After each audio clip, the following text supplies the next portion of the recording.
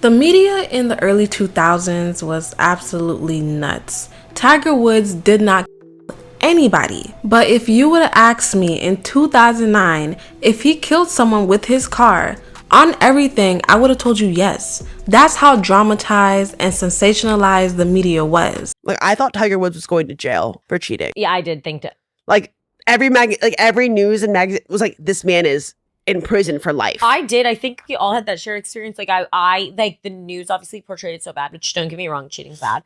But it's like, I literally thought it was a criminal offense. To this day, I feel like when Tiger Woods cheated on his white wife, it was a criminal act. Because the way everything went down, I thought he got raided by SWAT. I don't know if my memory is just changing, if this is Mandela effect. Was he also getting hit with a RICO? I don't know. All I know is when he cheated on that white wife, nothing was the same. Cheating was no longer cheating.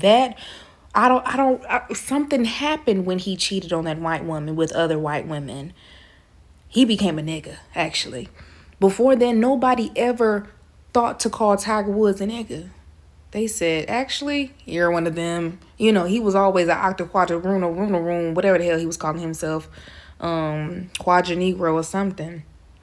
But him cheating on that white wife, I remember he crashed a car or something. It just was so scandalous. I remember I was young. I don't remember what year this was, but I do remember I was young. And I was watching it like, he's going to jail. I thought he was going to jail.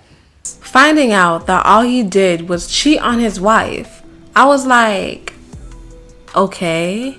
I'm sure half the men in the PGA are probably having affairs, but with Tiger it was different. It wasn't simply because he was having an affair, it was because he was black and a sex addict, but mostly black. And that's what most people didn't really want to acknowledge. Tiger had everything stripped away from him because of this scandal. Now, was his downfall self-inflicted because of his wandering penis? Absolutely. But did it also become a bigger deal because he was dominating a white sport as a black man? You damn sure better say yes, because that's facts. Even though Tiger Woods is considered the greatest golfer of our time, I still don't think we fully understand how good of a golfer Tiger Woods was, or is. In the words of our great Shonda Rhimes, how many times have I told you you have to be what? You have to be what? Twice. What? Twice as good. Twice as good as them to get half of what they have. Twice. And in Tiger's case, quadruple. He is really him when it comes to golf. Tiger Woods being the only golfer to ever get an endorsement deal with Nike. Tiger was so big, he was the first golfer to get damn near every big major endorsement deal from a company. Nike was not the last company to put their all into Tiger. Tiger got too big, and this scandal was the perfect humbling experience from the media and the PGA. So it became bigger than it needed to be just to knock Tiger down a few notches. For everything he's achieved, Tiger's career has been on a roller coaster of untouchable highs, devastating lows, and a constant fight against a sport that wasn't exactly ready for him.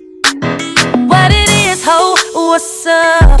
Eldrick Taunt Woods, the world will come to know him as Tiger, was born on December 30th, 1997 in the suburban city of Cypress, California. His father, Earl Woods, was a proud African-American Army veteran. He was a highly decorated Green Beret who had served several years in Vietnam. Earl was disciplined, strategic, and believed deeply in mental toughness, traits he would pass directly to his son. His mother, Koltita Tida Woods, is from Thailand. She is just as tough as Earl, bringing her own variation of discipline to Tiger. Earl was hell-bent on teaching Tiger the game of golf from the time he was a baby. By the age of 2, Tiger was gripping real clubs, already showing an uncanny natural ability to swing. His father took his interest and began molding Tiger into a young prodigy. So right now I'd like you to meet Tiger Woods and his father, Earl Woods. Would you come out?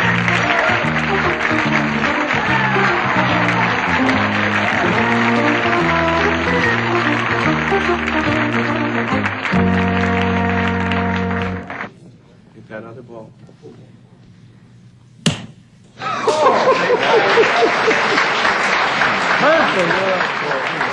Tiger was hitting holes by the age of 3 and was featured in Golf Digest at the age of 5. Earl not only became Tiger's coach, but he built Tiger's mental skills up where distractions were no longer distractions for him on the course, which would prove to serve him well as he got older. The marshal says we have to complete this round in 4 hours, and you're taking up more than your share of the time. So either hit or get off the course. And then he would stripe it. Just hit it perfect and turn around and look at me. And never say a word, but that look said, now take that and go walking down the fairway. Eventually it would take more, and then more, and then more, and then more, to finally to the point where it didn't bother him anymore. I said, Tiger, the training is over. I said, you've got it. And I promise you that you'll never meet another person as mentally tough as you in your entire life. And he hasn't, and he never will. The older he got, the more he was making waves all throughout the golf world. At just 15 years old, he became the youngest U.S. junior amateur champion ever. For 3 years straight, he maintained a winning streak, something that no one has ever pulled off. This young prodigy began drawing a huge crowd. The mental toughness Earl had drilled into him was on full display. Once the crowds got bigger, reporters followed him everywhere he went and documented everything he did. And everyone knew it was only a matter of time before he stepped into golf's biggest stage and really shook up the game. His first major stage was when he got a Stanford scholarship. Tiger joined the most elite college golf programs in the country, winning championships back to back. Then came the moment that set the tone for everything that would follow. Tiger did a press conference to announce his entry into professional golf. Tiger sat in front of the cameras, calm but ready, and delivered 2 simple words that would echo across sports history. Hello, world. I guess hello, world, huh? Playing in his first tournament as a professional. Would you please welcome Tiger Woods?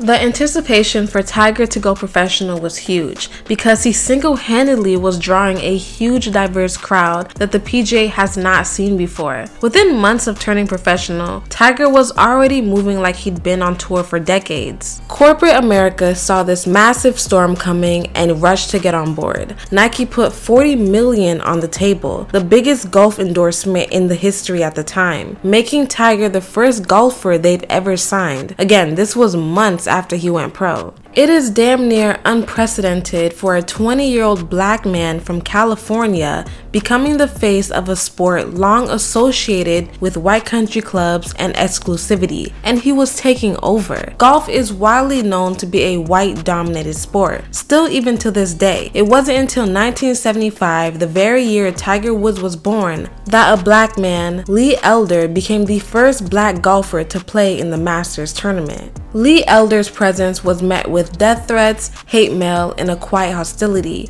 but when he was there, the crowd cheered. Augusta didn't admit its first black member until 1990, nearly 3 decades after the PGA Tour dropped its Caucasian-only clause. This was the place that Tiger was now walking into. Even though he was clearly the best at an early age, he faced a lot of doubt and criticism. Second sucks, and third's even worse.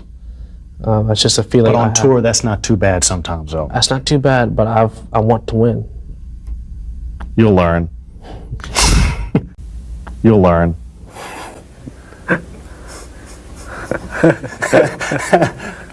You know, I have learned something. I think you're better than I thought you'd be. Thanks. Are you better than you thought you'd be? This early, yes. So as Tiger was growing in popularity, he sat with the one and only Oprah just weeks after dominating Augusta. For millions watching, it was their first real chance for America to know who Tiger Woods was. He talked about his upbringing, his parents' influence, and the grind it took to get where he was. But there was a moment that stuck in people's mind, and for some, stirred controversy. When Oprah asked Tiger about his racial identity, he didn't simply say he was black. He introduced himself as Cablinasian. Cablination, something that sounds like he made up at the moment. It's a blend of Caucasian, Black, Indian, and Asian to describe his heritage. There was nothing really wrong with that. He wasn't trying to reject his blackness, but he was making it clear. He saw himself as a sum of all his backgrounds. When you're called one or the other, does it bother you to be called African American? Yeah, it does, because to be honest with you, if I would have to label myself as anything, ethnic-wise, I always had to check a box, in those little forms and stuff. And they say pick one. I can't. I usually pick African American, Asian, because those are the two households I was raised under. So you don't want to deny your mother's heritage and household? I'm not going to deny my mom's heritage. I'm not going to deny my father's heritage. Those are the two I was raised under, and those are the only two things I know. Although he may call himself Cablination, when people see him, they see a black face. They see a black man. One thing that was a big turnaround for me was hearing Tiger Woods claim all of his heritage. And my first reaction was, wow, on Oprah, And my second reaction was, black people are going to be mad. They're going to be mad. There's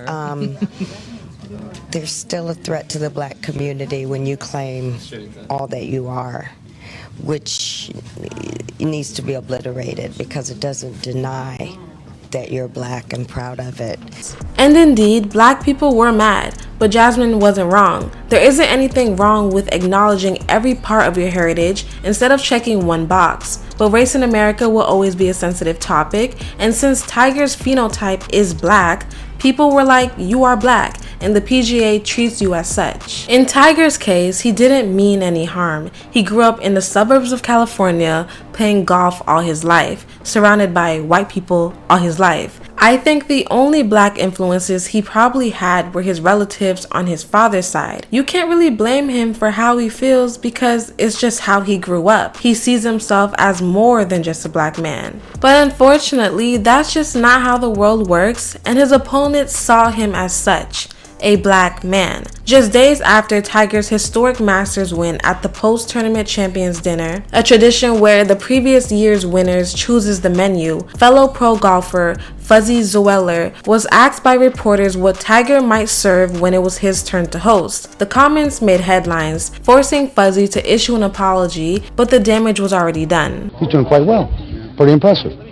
Little boy's driving it well, he's putting well. He's doing everything it takes to win. So you know what you guys do when he gets in here? Pat him on the back, say congratulations, enjoy it, and tell him not to serve fried chicken next year. Got it. Right. Or collard greens or whatever the hell it's. In 2008, during a broadcast on Golf Channel with Nick Faldo, who said younger golfers were going to have to gang up on Tiger to be able to take him off his perch as the best in the world. His co-host laughingly responded that they were going to have to lynch him in the back alley.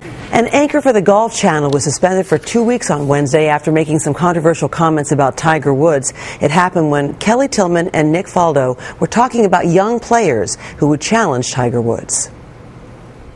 To take Tiger on, well, yeah, maybe they should just gang up for a while until lynch him in the back alley. Yeah. Tillman apologized to Woods, and Woods' agent said that he didn't think that there was any ill intent in her comments. These absolutely disgusting and open remarks that were constantly made towards Tiger. Eventually, there was a thin line between accepting someone and tolerating them. And a lot of times, racism always peeks its ugly head, and when you're in Tiger's position, turning the other way is just the best thing to do. This is what his father trained him for. To be mentally stronger, to not let others' emotions mess with his game. I definitely think that's also why Tiger usually always avoided talking about race and not speaking up about the racism that he faced. For the next 10 years, Tiger dominated golf. It's not even an overstatement. He became the most well-known man in golf. I mean, he was drawing in crowds by the thousands. He's the reason golf became such a huge phenomenon. His popularity drew in viewership and sponsorships for the PGA from companies like Buick, Gatorade, and EA Sports. This smooth run wouldn't last forever when one Thanksgiving weekend ruined his life. In 2009, a car crash outside his Florida mansion sparked rumors. Then the truth unraveled. Multiple affairs, text messages, tabloid headlines, ultimately changing the course of his life and career. Tiger married Swedish model Ellen Nordegren in October 2004. They had 2 children together, Charlie and Sam. While on the road for tournaments, Tiger reportedly began living a double life. In the public eye, he was the disciplined, unstoppable champion, focused on golf, his family, and his spotless image. But away from the cameras, whispers started to follow him. In cities across the PGA Tour circuit, the media was hinting at his partying, but without proof, they mostly stayed hands-off due to his protected image. Until 2009, when the National Enquirer, which is known as a tabloid famous for chasing down celebrity scandals, got a tip that would change Tiger Woods' life forever. The story was that Tiger was having an affair with Rachel Uchitel, a New York nightclub manager who moved in the same circles as athletes, actors, and Wall Street power players. The tip didn't just come from a random source. The Enquirer had reporters and photographers track Uchitel all the way to Australia, where Tiger was competing in a tournament. According to their investigation, she stayed at the same luxurious hotel as Tiger. They claimed to have witnesses who saw her going into his room late at night. She was overheard saying, "It's Tiger Woods. I don't care about his wife. We're in love." And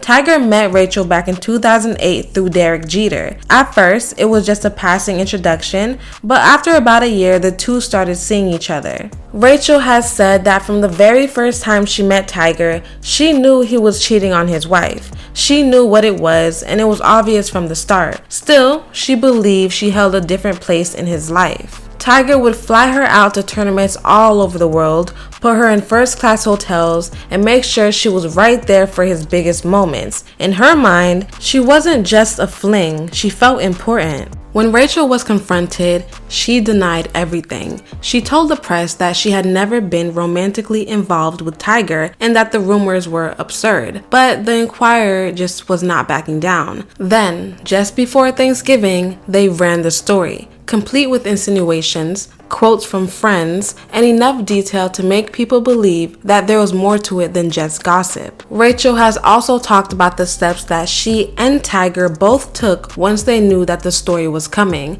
They were both aware that once it hit the press, it could blow up everything: his image, his marriage, and his career. So in an effort to control the damage, they actually got on a phone call with his wife. The goal was to convince her that there was nothing going on and that this wasn't some sordid affair. But no matter how carefully they tried to spin it, it just didn't work. The story ran and it splashed across tabloids everywhere. His wife was absolutely embarrassed. That afternoon, Ellen went through Tiger's phone and found the name Jamie Grubbs. She called and left a blunt voicemail accusing her of sleeping with her husband. Now, without telling Tiger, she handed him back his phone. So Tiger, being suspicious, he went through his call logs and saw that his wife had called Jamie. So he decided to call Jamie and left her a voicemail that sounded pretty panicked. In it, he begged her to do him a huge favor, take her name off of his phone, cause his wife was looking through his phone and may have been calling her. Hey, it's Tiger. I need you to do me a huge favor. Can you please take your name off your phone? My wife went through my phone and may be calling you. So if you can, please take your name off that. And what do you call it? Just have it as a number on the voicemail. Just have it as your telephone number. That's it. Okay, you gotta do this for me. Huge. Quickly. Alright, bye. Again, days before Thanksgiving, the scandal went from dangerous rumor to a full-blown crisis. US Weekly dropped an exclusive that introduced the world to Jamie Grubbs, a Los Angeles cocktail waitress who had once appeared on the VH1 reality show Tool Academy. In the interview, Grubbs claimed that she had been involved with Tiger for 31 months, starting back in 2007, meaning the alleged relationship overlapped heavily with his marriage to Ellen. Jamie came with the receipts. She handed the magazine over 300 text messages from Tiger, like, "I wanna treat you rough, throw you around, spank and slap you. You are my effing whore. Hold you down while I choke you and F that ass that I own." Jamie texts him saying she keeps falling for him, and he responds saying, "Cause he's blazing." So we get the gist of these text messages. So Jamie said that their steamy affair continued off and on for nearly 3 years. She said that they were even supposed to get together the week in February that his wife, Ellen, gave birth to their son. But he suddenly told her he couldn't make it because of a family issue. But these texts were really nothing compared to the voicemail she had saved and sent to the press. So Thanksgiving night is finally here. Jamie's voicemail is public. The tension with Tiger and his wife is at an all-time high. According to multiple reports, Ellen had found concrete evidence of his affairs. So that night, Tiger can't sleep because he is a known insomniac. So he takes an Ambien and knocks out early. While he's sleeping, Ellen picks up his phone. She's scrolling through it, looking for something, and finds Rachel's number. One tap, and there it is, a message from Tiger that says, "You are the only one I have ever loved." Ellen pauses. She's controlled, calm on the outside, but in her head, she is going batshit crazy. She's planning on how to catch him in the lie. So she decides to text Rachel, pretending to be Tiger. She writes, "I miss you. When are we seeing each other again?" Rachel answers right away, surprised that he's awake. Ellen calls her immediately. "I knew it was you. I know everything." Rachel hangs up. So Ellen goes ballistic. Tiger wakes up groggy, still half asleep, but realizes what's happening. He grabs his phone, locks himself in the bathroom, and sends Rachel a text. She knows. I'm going to be packing. Looks like a divorce. When Tiger comes out, Ellen snatches the phone, sees the word divorce, and loses it. She throws the phone at him, chipping his tooth, and starts swinging, hitting his chest, scratching his face. Tiger gets away, but she grabs the nearest thing, a golf club, and starts chasing him through the house. Tiger bolts out barefoot into the driveway, yelling, "You ruined our Thanksgiving. Are you happy now?" He jumps into this Escalade. Ellen jumps into the golf cart. About 2:25 a.m., Tiger pulls out, smashes through the hedges, hits a curb, then plows into a fire hydrant and finally a tree. He's knocked out, bleeding and snoring in the street. Neighbors run out trying to help and see Ellen with the golf club. The SUV back windows shattered. Police arrive to find Ellen frantic and Tiger drifting in and out of consciousness. He's taken to the hospital with serious injuries. By the time the investigators came back to question him, the story is already locked down. Ellen claims she heard the crash from inside and broke the windows to pull him out. Officers aren't convinced, obviously, so over the next few days, Tiger's camp stalls the police visits until his lawyer informs them that the couple will not cooperate. The most they can do is give them a $164 fine. Meanwhile, Rachel hires celebrity lawyer Gloria Allred and schedules a press conference, then cancels it. So rumors start to fly that Tiger paid her $10 million to stay quiet, and she signed an NDA. So now everyone hears he's giving out payouts. So now you got girls flying from the woodworks with their own personal stories about Tiger. You got corn stars, strippers, escorts, party girls. So the media starts rubbing their hands like they Birdman, and a frenzy explodes. Mindy Lawton, a dinner waitress who claims she and Tiger hooked up at his family home in Florida, his Escalade, and in a church parking lot while he tossed her tampon out the window on the way out, decided to come out with her own story. Every time he would contact me, obviously it was for sex. Then came corn star Holly Sampson, who claimed that she slept with Tiger the night of his bachelor party. Her friend Jocelyn James, who claimed she got pregnant by him more than once. Then exotic dancer Corey Ritz shared that Tiger loved nothing more than eating Fruit Loops while watching cartoons in bed, and that she was sorry for contributing to his wife's pain. She also says she knew Tiger was married. He was not happy at home with his wife. that he would stay there because she was pregnant and they were expecting their first child. And, you know, because of his reputation and the image that he has, he had to uphold that. But now she's singing a different tune. And I'm just sorry for her pain. You know, I hate that I'm a part of it. I feel like I have to take responsibility for the things I've done, and one day I'm going to have to look my son in the face and explain all this. So I'm very sorry. There was so much press around this, it was absolutely crazy. Tiger in terror, feeling enraged. New images recreating the shamed golfer with a bloody lip as his furious wife wields a golf club after finding out about Tiger's cheating. Like, I remember it as a kid, but the way I remember it, the press blew the entire situation out of proportion. Like I said, I genuinely thought he offed somebody.